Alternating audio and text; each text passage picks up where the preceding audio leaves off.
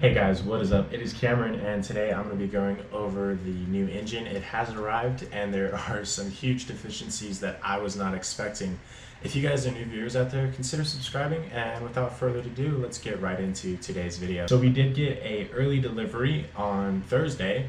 We were expecting the engine to come in on Friday, but it came in on Thursday, so that was actually fantastic.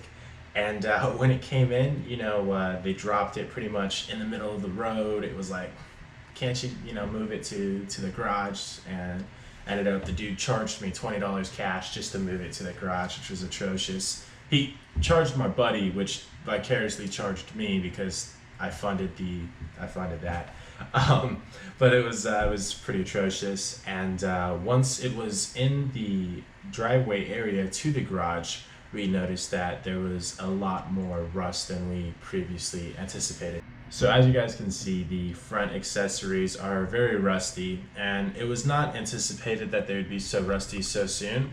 And I actually, I had expected a little bit better quality control as far as this company is concerned, because they did offer a 6-month warranty for the engine. And so that being said, I was expecting everything to last at least 6 months, or look like it could last at least 6 months.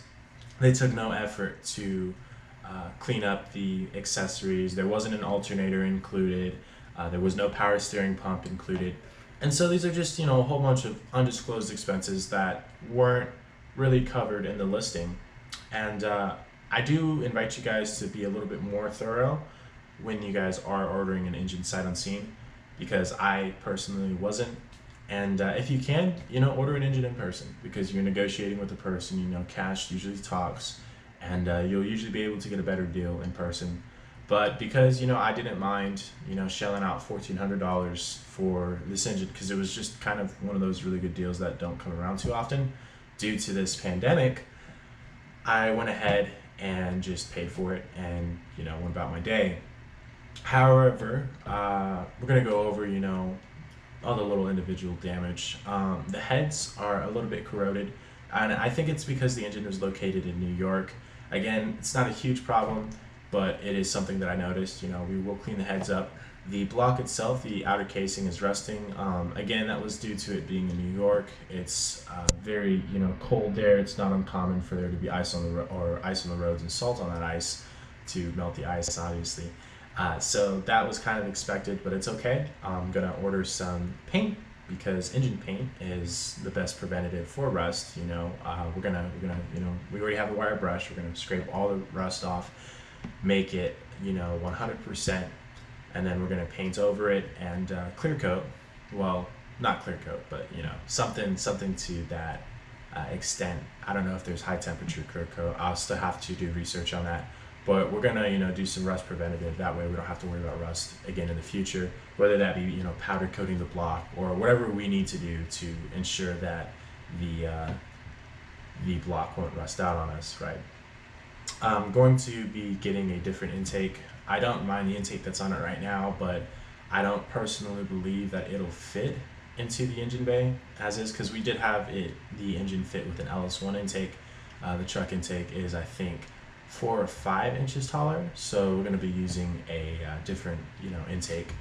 But I do have in my eBay cart right now a few different front accessories. I have a new alternator, a new water pump, a new serpentine belt, new harmonic balancer, a new tensioner pulley, and a new idler pulley. And then I have obviously brand new coil packs and spark plugs and spark plug wires. The coil packs were rusted out.